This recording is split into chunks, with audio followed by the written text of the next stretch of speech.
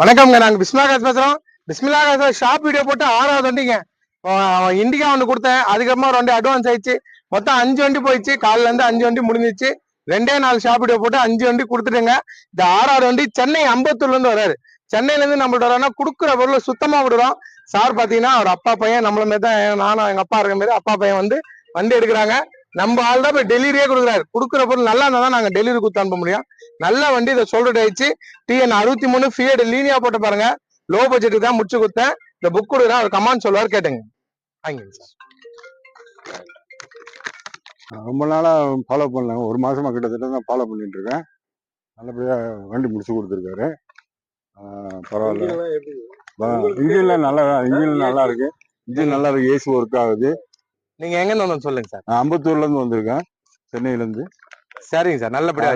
நன்றிங்க சார்.